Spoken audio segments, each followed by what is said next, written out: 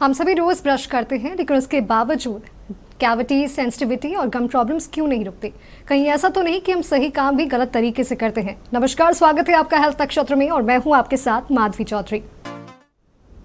हम अक्सर अपनी डेंटल हेल्थ को अपने दांतों तक ही सीमित समझते हैं, लेकिन सच्चाई ये है कि आपकी ओरल हेल्थ आपकी पूरी बॉडी की हेल्थ को रिफ्लेक्ट करता है। छोटी छोटी जो लापरवाहियाँ होती है जिसे हम रोज़ करते हैं, आगे जाकर यही एक बड़ी डेंटल प्रॉब्लम में बदल सकती है। और इन्हीं ज़रूरी मुद्दों पर बात करने के लिए आज हमारे साथ मौजूद हैं डॉक्टर आकाश प्रसाद, जो एक अनुभवी डेंटल सर्जन और इम्प्लांटोलॉजिस्ट है और लगभग 15 साल से इस क्षेत्र में अपनी सेवा भी दे रहे हैं। और साथ ही साथ रांची में स्माइल सेंट्रल के माध्यम से ये एक आधुनिक और उन्नत डेंटल ट्रीटमेंट के लिए भी जाने जाते हैं। तो सबसे पहले डॉक्टर आकाश, आपका बहुत बहुत स्वागत है नक्षत्र न्यूज़ पर। और हेल्थ नक्षत्र हमारे एक ऐसा प्रोग्राम है जिसके माध्यम से हम अपने दर्शकों को ज़्यादा से ज़्यादा मेडिकल संबंधित जानकारी देते हैं। तो आपका बहुत बहुत स्वागत है हमारे इस कार्यक्रम में। और अब हम अपनी चर्चा को आगे बढ़ाते हैं। एक सवाल जो सबके मन में डॉक्टर सबसे ज़्यादा आती है और आमतौर पर लोगों के मन में है कि ये रोज़ ब्रश करते हैं और बहुत सारे लोग दोनों टाइम भी ब्रश करते हैं, उसके बावजूद डेंटल प्रॉब्लम्स काफ़ी ज़्यादा बढ़ रही हैं। इसके पीछे मेन रीज़न क्या है? देखिए, दांतों को ब्रश करना ही काफ़ी नहीं है। इसमें 3 चीज़ बहुत इंपॉर्टेंट है, वो है टेक्निक, टाइमिंग और कंसिस्टेंसी। तो आप रोज़ ब्रश करें, टाइमिंग सिर्फ 2 मिनट आपको देने हैं सुबह और शाम 2 बार के लिए, और कंसिस्टेंटली आप इस रूटीन को फॉलो करेंगे तभी आपके डेंटल प्रॉब्लम्स ख़त्म होंगे।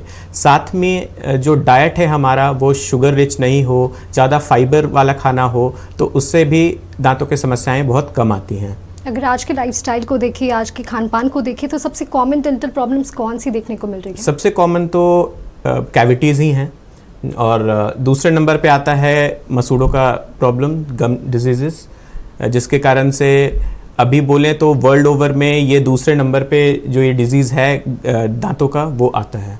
और आपने जैसे कैविटीज़ बताई, गम प्रॉब्लम्स के बारे में बताई, सेंसिटिविटी जो एक मेन प्रॉब्लम है, इसे कैसे प्रिवेंट किया जा सकता है? कैविटीज़ को प्रिवेंट करने के लिए हमें चाहिए कि 2 बार ब्रश करें, अच्छे माउथ वॉश का इस्तेमाल करें। साथ ही साथ जो खाना है हमारा, वो मैंने बताया जैसे हमें परिवर्तन की ज़रूरत है, थोड़ा लाइफस्टाइल चेंजेस करने पड़ सकते हैं। जो हमारे डाइट में अभी नॉर्मल हो गया है कि हम कोला लेते हैं, अलग अलग तरह के एसिडिक फूड खाते हैं, तो उनको कम करने की ज़रूरत है। आपने जैसे कैविटी की बात बताई है, कैविटी होने का सबसे बड़ा कारण क्या बताया जाता है? कैविटी के लिए 3 चीज़ होने आवश्यक हैं। पहला चीज़ है प्लाक, मतलब कि जो दांतों के ऊपर जो एक स्टिकी परत जमती है, उसमें जो बैक्टीरिया होते हैं वो हमारे शुगरी फूड के साथ रिएक्ट करके उसको फर्मेंट करके एसिड प्रोड्यूस करते हैं, जिससे दांतों की ऊपरी सतह, जिसे हम इनामल कहते हैं, वो क्षतिग्रस्त होते हैं। तो हमें इन 3 चीज़ों पे कंट्रोल करना है। प्लाक पे कंट्रोल करने के लिए ब्रशिंग सबसे इम्पॉर्टेंट चीज़ है, सुबह शाम हमें ब्रश करना है।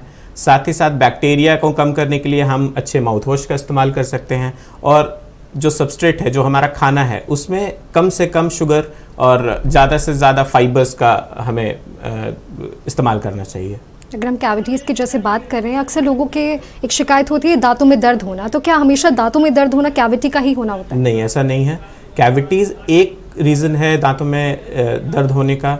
एक सबसे बड़ा उसके अलावा जो रीज़न है वो सेंसिटिविटी भी हो सकती है, और साथ में पायरिया या मसूड़ों की जो समस्या है उससे दर्द होता है। कभी कभी हम लोग देखते हैं कि ऊपर के दांतों में दर्द होता है, और वो बेसिकली साइनसाइटिस के भी लक्षण होते हैं। तो कभी कभी लोग कंफ्यूज हो जाते हैं कि दांत में दर्द है या साइनसाइटिस है। अक्सर लोगों के मन में ये सवाल, ये मिथ है या फैक्ट है, ये आप बताइएगा कि मीठा खाने से कैविटीज़ बढ़ती है, क्या ये फैक्ट है या मिथ है? ये फैक्ट है, लेकिन अधूरा फैक्ट है। सिर्फ मीठा खाने से कैविटीज़ हो ऐसा नहीं है। साथ में स्टिकी फूड जैसे कि मिठाइयाँ हो गई, कैरामल हो गया, टॉफ़ी हो गए, ऐसे चीज़ों के सेवन से कैविटीज़ बहुत बढ़ती हैं। जैसे आपने बताया कि डेंटल प्रॉब्लम्स के बारे में आप बात कर रहे थे, और उसका मेन रीज़न आपने बताया कि जो आजकल की लाइफस्टाइल्स है, जो खान पान है, तो ऐसे कौन से ड्रिंक्स और ऐसे फूड हैबिट्स हैं जो डेंटल प्रॉब्लम्स को काफ़ी ज़्यादा बढ़ाते हैं? सबसे पहले तो जो कार्बोनेटेड ड्रिंक्स, यानी जो कोल्ड ड्रिंक्स हम पीते हैं, वो काफ़ी एसिडिक होता है, जिससे कि इनामल जो है, जो हमारे दांतों की ऊपरी परत है, वो कमज़ोर हो जाती है। उसके कारण से कैविटीज़ बहुत तेज़ी से फैलता है। साथ ही हमारे फूड में आजकल, खास करके बच्चों के खाने में आजकल देखें तो बहुत ज़्यादा प्रोसेस्ड फूड जैसे चिप्स, चॉकलेट्स और कुरकुरे वगैरह जो हैं, वो सब काफ़ी आजकल प्रयोग होते हैं। तो हमें चाहिए कि उनको हम लिमिट करें, और अगर बच्चे डिमांड करते हैं कि चॉकलेट्स खाने ही हैं, तो उनको दो फूड के बीच में हमको सैंडविच करना पड़ेगा। जैसे कि सुबह ब्रेकफास्ट के बाद तुरंत ना दें, उसको खाने से तुरंत पहले अगर चॉकलेट खाएंगे तो खाने में अगर हम रिच जो वेजिटेबल्स है उसको अगर देंगे तो उससे दांत साफ हो जाएंगे। जो फाइबर्स होते हैं उससे नेचुरल क्लीनलीनेस होती है दांतों की। तो ये हम तरीका अपना सकते हैं। बहुत सारे लोग ऐसे भी हैं जो स्मोकिंग और टोबैको को लेके हैबिचुएटेड होते हैं, उसका हमारी दांतों पर क्या असर पड़ता है? सबसे पहले तो टोबैको या उससे कोई भी रिलेटेड प्रोडक्ट्स जो हैं, जैसे स्मोकिंग हो गया, खैनी, बीड़ी, तंबाकू जो भी है, वो सबसे प्रमुख कारण है ओरल कैंसर्स का। अभी इंडिया जो है वर्ल्ड ओवर में नंबर 1 पे है ओरल कैंसर में। तो सबसे पहले तो कैंसर एक बड़ा बीमारी है जिससे कि बचना होगा। दूसरी चीज़, हमारे जो मसूड़े हैं वो काफ़ी हद तक टोबैको और उनके प्रोडक्ट से बढ़ावा मिलता है। जैसे आप जब हम आपसे बात कर रहे थे, जो बढ़ती डेंटल प्रॉब्लम्स जो हैं उसका आपने बताया कि बस ब्रशिंग एक चीज़ नहीं होनी चाहिए, उसके साथ ही कंसिस्टेंसी, रूटीन, ये सब हमें फॉलो करने की ज़रूरत है। ब्रशिंग के टाइम पे क्या रूटीन हमें फॉलो करनी चाहिए? कितने टाइम के लिए जो ब्रशिंग होती है वो जो मेथड होता है वो होना चाहिए? कितने टाइम हमें करना चाहिए ये सब चीज़ें? ब्रशिंग के लिए एक ही रूल है, 2 times a day and 2 minutes a day, 2 minutes पर ब्रशिंग। तो 2 मिनट अगर हम सुबह और 2 मिनट रात को अगर समय निकालें तो हमारे 80% तक दांतों की समस्याएं कम हो सकती हैं। जैसा हम सब जानते हैं कि ओरल हेल्थ हमारे पूरे बॉडी के हेल्थ को रिफ्लेक्ट करता है, तो अगर हमारी गम्स में या हमारे टीथ में कोई ऐसा प्रॉब्लम है जो डायरेक्ट हमारे बॉडी को इफेक्ट करे, या कनेक्शन हमारे हार्ट या डायबिटीज़, जैसे बहुत से लोग आजकल डायबिटीज़ के पेशेंट भी होते हैं, कैसे कुछ केसेस है दोनों के कनेक्शन के बीच में? आपने बहुत अच्छा सवाल उठाया है। डायबिटीज़, हार्ट हेल्थ और डेंटल हेल्थ, ये तीनों एक ही चीज़ से जुड़े हुए हैं। अभी काफ़ी स्टडीज़ हमारे पास हैं, काफ़ी रिसर्च हमारे पास है जो ये बताते हैं कि जो बैक्टीरिया हमारे कैविटीज़ या गम प्रॉब्लम्स को करते हैं वही हमारे खून में जाकर हार्ट हेल्थ को भी अफेक्ट करते हैं। उससे हार्ट की समस्याएं, हार्ट अटैक्स को काफ़ी ज़्यादा बढ़ावा मिलता है। साथ ही डायबिटीज़ होने के कारण हमारे मसूड़ों में समस्याएं उत्पन्न होती हैं, और साथ ही जो मसूड़ों की समस्याएं हैं उससे हमें डायबिटीज़ को कंट्रोल रखने में भी काफ़ी प्रॉब्लम्स होती हैं। तो बहुत ज़रूरी है कि हम अपने गम हेल्थ, अपने डेंटल हेल्थ को सीरियसली लें। अक्सर हम बहुत सारे ऐसे लोगों को देखते हैं जिन्हें बैड ब्रेथ की समस्या होती है, कहीं मुंह से बदबू आती है, तो क्या ये एक सिर्फ हाइजीन प्रॉब्लम है या फिर किसी एक बीमारी का संकेत भी हमें देती है? एक तो इसका आपने जो बताया कि हाइजीन इश्यूज वो तो है ही, जिसके कारण से मुंह से बदबू आती है। दूसरा सबसे इम्पॉर्टेंट चीज़ है, जैसे कि किसी को गले की समस्या होती है या किसी को पेट की समस्या है, तो उससे भी ये प्रॉब्लम बढ़ सकती है। तो सबसे पहले तो है अपने दांतों को साफ़ करवाएं, अच्छे से ब्रश करें और हाइजीन मेंटेन करें। अगर उसके बाद भी आपका ये प्रॉब्लम नहीं जा रहा है तो हमसे किसी भी डेंटिस्ट से ज़रूर संपर्क करें। जैसे एक तरफ हम देखें तो बैड ब्रेथ की बात हमने की, वहीं दूसरी तरफ लोगों को मुंह में ड्राइनेस की भी शिकायत होती है, तो ये कैसी समस्या है? इसे कैसे प्रिवेंट किया जा सकता है? मुंह में थूक कम बनने से ड्राइनेस की समस्या होती है, जो कि हमारे जो ग्लैंड्स होते हैं, जो सलाइवरी ग्लैंड जिससे थूक बनता है, वो अगर अफेक्टेड हो जाएं तो उससे ये प्रॉब्लम होती है। साथ ही बहुत सारी ऐसी दवाएं होती हैं जो कि हमारे थूक बनाने की क्षमता को कम करती हैं। तो ऐसे में एक डेंटिस्ट से सलाह ज़रूर लेनी चाहिए। अक्सर लोगों में हम देखते हैं उनके दांत पीले होते जाते हैं, रंग का बदलना, ये क्या चीज़ का संकेत होता है? पहला चीज़ तो है इस रंग का बदलना, पहला अपने खान पान या स्मोकिंग के हैबिट से हो सकता है। साथ ही रख रखाव, जैसे कि 2 टाइम ब्रश अगर करते हैं उसके बाद भी अगर रंग बदल रहा है तो एक प्रोफेशनल क्लीनिंग की भी हमें ज़रूरत पड़ सकती है। तो हर 6 महीने पे एक बार अपने डेंटिस्ट से ज़रूर मिलें, फिर तय होता है कि आपको एक क्लीनिंग या ब्लीचिंग की ज़रूरत है या नहीं है। आपके पास रोज़ाना कई सारे पेशेंट्स आते होंगे और हमने ये देखा है कि डेंटल प्रॉब्लम एक ऐसी प्रॉब्लम है जिसे लोग अक्सर नज़रअंदाज कर देते हैं। छोटी छोटी की जो लापरवाहियाँ जो लोग करते हैं और आगे जाके वो एक बड़ी डेंटल प्रॉब्लम में भी बदल जाती हैं। तो ऐसे कौन से सिम्टम्स होते हैं जो लोगों को नज़रअंदाज नहीं करना चाहिए? डेंटल में सबसे बड़ा सिम्टम जो बहुत पहले से हमें पता चलता है पर हम उसे नज़रअंदाज करते हैं, वो है खाना का फंसना। अगर आपके दांतों के बीच में कहीं पे भी फूड लॉजमेंट या खाना फंस रहा है तो वो बाद में जाकर कैविटीज़ करते ही करते हैं। साथ ही अगर कोई अल्सर आपके मुंह में है जो कि 2 हफ्ते से ज़्यादा है, उसे भी लोग अक्सर नज़रअंदाज करते हैं, बट वो कैंसर का पहला लक्षण भी हो सकता है। साथ ही एक छोटा दर्द या सेंसिटिविटी जो कभी कभार होता है, फिर हम उस पर ध्यान नहीं देते, वो भी आगे जाकर कैविटीज़ या गम प्रॉब्लम बन सकता है। जैसे अभी हम पहले बात कर रहे थे ब्रशिंग की टेक्निक के बारे में, अक्सर लोगों के मन में ये भी एक मैं नहीं जानती मिथ है या फैक्ट है कि ज़ोर से ज़्यादा ब्रश करने से मतलब दांत ज़्यादा साफ़ हो जाएंगे। अक्सर वो ज़ोर से ब्रश करना उनके गम से ब्लीडिंग भी होने लगती है, तो लोगों के मन में भी ये चीज़ एक है, गलतफहमी है शायद, कि ये ज़ोर से ब्रश करने से दांत साफ़ ज़्यादा अच्छे दिखेंगे। ये पूरी तरह से मिथ है। ज़ोर से ब्रश करने से आपके दांत और आपके मसूड़ों पे विपरीत प्रभाव पड़ता है। आपके मसूड़े धीरे धीरे सिकुड़ने लगते हैं और ऊपर की तरफ जाते हैं, सेंसिटिविटी बढ़ती है और दांतों में घिसाव होता है। इसकी वजह से और आगे की समस्याएं पैदा होती हैं। तो बहुत ज़रूरी है कि हम सही टेक्निक का इस्तेमाल करें। ज़ोर से दांतों को ब्रश करने से कोई फ़ायदा नहीं है और नुकसान ही होता है। हमने अभी तक अपनी डेंटल हेल्थ और ओरल हेल्थ के बारे में बहुत सारी चीज़ें जानी हैं और आगे भी हम अपनी चर्चा को जारी रखेंगे। और आज हम बात कर रहे हैं ओरल हेल्थ के बारे में और हमने काफ़ी कुछ चीज़ें भी जाना। हमारे साथ डॉक्टर आकाश भी मौजूद हैं। सर, अभी तक हमने डेंटल प्रॉब्लम्स के बारे में जाना है जो कॉमनली देखने को मिलती हैं, जो प्रॉब्लम्स हैं उनके बारे में जाना है। आगे आपसे जानना चाहूँगी, जैसे आपने बताया ब्रशिंग के टेक्निक्स के बारे में, बाज़ार में आजकल इलेक्ट्रिक टूथब्रश काफ़ी ज़्यादा आ गए, वो मैनुअल टूथब्रश से कितने फ़ायदेमंद है? इलेक्ट्रिक टूथब्रश उन लोगों में बहुत फ़ायदेमंद है जिन्हें टेक्निक कम समझ में आता हो, उनकी टेक्निक गलत है ब्रश करने की, उनमें काफ़ी फ़ायदेमंद है। हालांकि अगर सही टेक्निक से मैनुअल ब्रश का इस्तेमाल किया जाए वो भी उतना ही इफ़ेक्टिव होता है। तो आप दोनों में से कुछ भी अपने हिसाब से ले सकते हैं।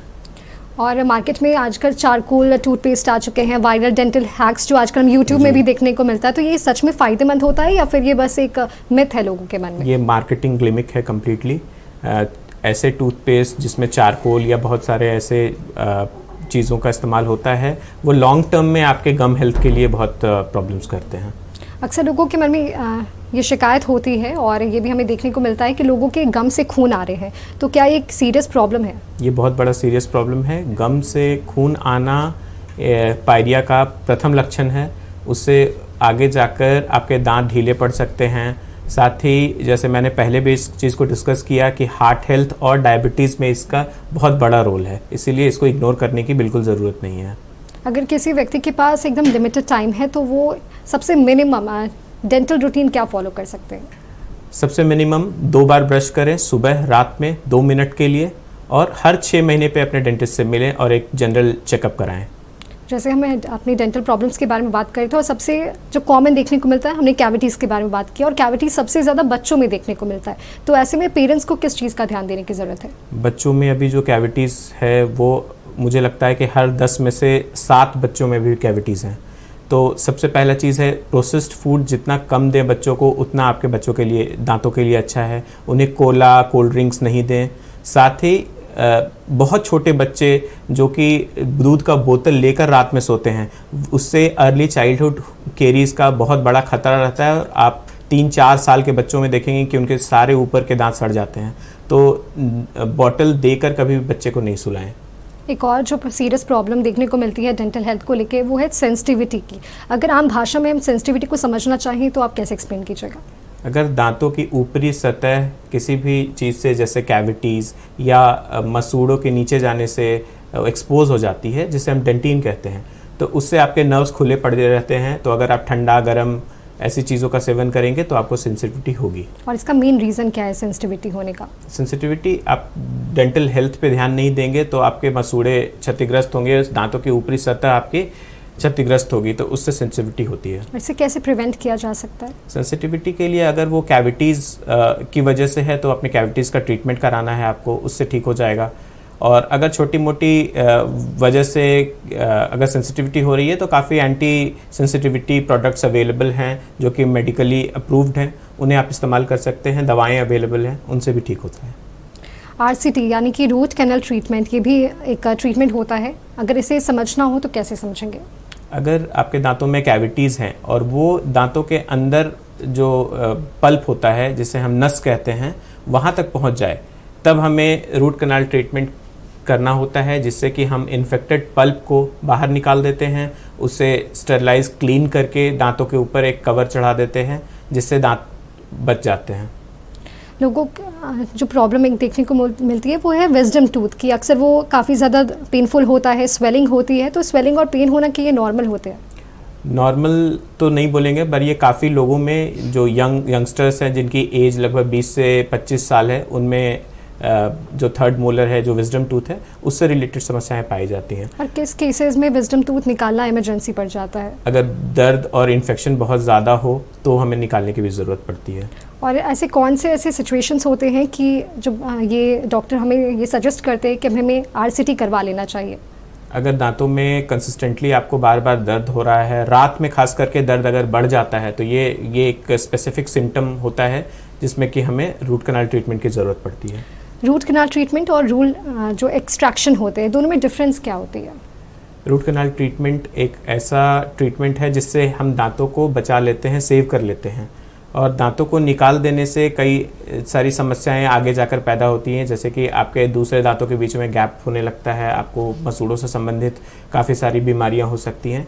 तो अगर किसी भी रीज़न से दांतों को निकलवाना ही पड़े, आपके डॉक्टर सजेस्ट करते हैं कि इस दांत में आरसीटी से भी आपको फ़ायदा नहीं होगा, आपको दांत निकलवाने हैं, तो उस जगह पे हमें दूसरा एक आर्टिफिशियल टूथ ज़रूर ही लगवा लेना चाहिए। जैसे हम उस समय बात कर रहे थे दांतों के पीलेपन की वजह से जो कलर चेंजेस होते हैं, और अभी मार्केट में टीथ वाइटनिंग ट्रीटमेंट्स भी काफ़ी ज़्यादा आ गए, तो वो कितना सेफ़ होता है? अगर वो मेडिकली अप्रूव्ड ट्रीटमेंट है, जैसे कि बहुत सारे आजकल मार्केट में टूथपेस्ट आप देखेंगे जो कि वाइटनिंग का दावा करते हैं, पर मुझे नहीं लगता उनसे बहुत ज़्यादा आपको विजिबल चेंजेस मिलेंगे। इसके लिए हमारे पास अप्रूव्ड ट्रीटमेंट जो है वो होता है टूथ वाइटनिंग का, जो कि डेंटिस्ट अपने देखरेख में, अपनी निगरानी में, अपने ऑफिस में ये करते हैं। वो काफ़ी सेफ माना जाता है। डेंटल इम्प्लांट और ब्रिज में क्या फ़र्क होता है? डेंटल इम्प्लांट अपने आप में ही जहाँ पे दांत नहीं है वहाँ पे एक आर्टिफिशियल रूट को हम लोग जबड़े में इंसर्ट करते हैं और उसके ऊपर आपको नकली दांत बना कर देते हैं। ये बहुत ही नया और बहुत ही अच्छा ट्रीटमेंट है, जिससे बोन, आपके जो जबड़े की जो हड्डी है वो भी प्रिजर्व होती है। हालांकि जहाँ तक ब्रिज का बात है, तो ब्रिज जो है वो एक बहुत ही टाइम टेस्टेड और पुरानी तकनीक है दांतों के रिप्लेसमेंट की, जिसमें कि आपके आगे और पीछे के दांतों का सहारा लेकर वहाँ पे दांत लगाया जाता है। दोनों ही अच्छे और अप्रूव्ड लॉन्ग टर्म के और अप्रूव्ड ट्रीटमेंट्स हैं। आप इम्प्लांट्स को थोड़ा सा मैं एज दूंगा इस पे, तो implants are better than bridges. अभी ट्रीटमेंट्स में लेज़र ट्रीटमेंट्स भी काफ़ी ज़्यादा आ गए हैं। ट्रेडिशनल मेथड्स जो थे हमारी डेंटल प्रॉब्लम्स को लेके, दोनों में क्या फ़र्क है और कौन ज़्यादा बेहतर अभी हो रहा है? सर्जरीज़, जहाँ तक डेंटल सर्जरीज़ की बात है, तो लेज़र ट्रीटमेंट्स अभी बहुत सारे डेंटल सर्जरीज़ में इस्तेमाल होता है। ये ब्लडलेस और पेशेंट के लिए बहुत कंफर्टेबल होता है। तो छोटे मोटे जो ओरल सर्जरीज़ होते हैं उसमें हम लेज़र का इस्तेमाल कर सकते हैं, लेकिन जो बड़े डेंटल सर्जरीज़ हैं उनमें अभी भी ट्रेडिशनल मेथड ही ज़्यादा कारगर साबित होता है। ऐसी कौन सी आदत है जो हमारे इतने सारे व्यूअर्स हमें देख रहे हैं, अगर ऐसी कौन सी ऐसी डेंटल जो आदत है हमें सुधारने की बहुत ज़रूरी है, जो हमें आगे जाके कोई भी डेंटल प्रॉब्लम से प्रिवेंट कर सकता है? जो सबसे इम्पॉर्टेंट और सबसे रोज़ाना हम लोग देखते हैं कि रोज़ लोग 2 बार ब्रश नहीं करते। रात का ब्रश जो है वो लोग मिस करते हैं। तो हमें चाहिए कि रात में ब्रशिंग इज़ वेरी इंपॉर्टेंट, उसको हम कभी स्किप ना करें। साथ ही हर खाने के बाद हम कुल्ला करें और अपने डेंटिस्ट से हर 6 महीने पे मिलते रहें। इससे कभी भी छोटी प्रॉब्लम्स होंगी तो वो समय पे ही पकड़ी जाएंगी, आपको बड़े ट्रीटमेंट्स की कभी ज़रूरत नहीं पड़ेगी। एक आखिरी सवाल डॉक्टर मैं आपसे लेना चाहूँगी कि कोई ऐसा डेंटल हेल्थ को लेके कोई ऐसा मैसेज जो आप हमारे व्यूअर्स को देना चाहें? पहला चीज़ तो जो लोग धूम्रपान करते हैं या टोबैको से एडिक्टेड हैं, प्लीज़ उसको कम करें, बंद करें, तो आपके डेंटल प्रॉब्लम्स कम होंगे। साथ ही 2 बार ब्रश करें अच्छे से। एक फ्लोरिडेटेड टूथपेस्ट, ऐसा टूथपेस्ट जिसमें फ्लोराइड कम से कम बड़ों के लिए 1000 ppm के आसपास हो और बच्चों के लिए 400 से 500 ppm जिस टूथपेस्ट में फ्लोराइड हो उसका इस्तेमाल करें 2 बार, तभी हमारे डेंटल हेल्थ अच्छे हो सकते हैं और हमारे जो विजिट्स हैं डेंटल प्रोफेशनल के पास वो कम होंगे। इस चर्चा को खत्म करने से पहले एक आखिरी सवाल मैं आपसे लेना चाहूँगी डॉक्टर, आपके पास रोज़ाना इतने सारे पेशेंट्स आते हैं, ऐसे कौन से मिथ्स हैं जो उनमें आपको देखने को मिलती हैं कॉमनली? कॉमन मिथ जो है वो है दांत निकलवाने को लेकर। काफ़ी पेशेंट्स हमारे पास आते हैं कि दांत निकलवाने से हमारे आंखों की रोशनी चली जाती है। ये बिल्कुल ही एक मिथ है। तो पहला मिथ बस्टर तो यही है। दूसरा मिथ है कि बच्चों को रात में दूध देने से बच्चे स्वस्थ होंगे, तो वो स्वस्थ तो नहीं होते हैं, साथ ही उनके सारे दांत खराब हो जाते हैं, तो इससे कृपया बचें। बहुत बहुत धन्यवाद आपका डॉक्टर, आपने यहाँ पे आए और आपने इतनी महत्वपूर्ण और ज़रूरी जानकारी आपने हमारे साथ साझा की है। तो आज हमने ये समझा है कि हमारे दांत सिर्फ मुस्कान नहीं बल्कि हमारी पूरी सेहत का आईना होती है और ये बहुत ज़रूरी है कि हम छोटी छोटी जो आदतें हैं उसे सुधारें और बड़ी परेशानी बढ़ने से पहले एक स्टेप उठाएं। हम फिर मिलेंगे एक नए विषय के साथ, तब तक के देखते रहें हेल्थ नक्षत्र।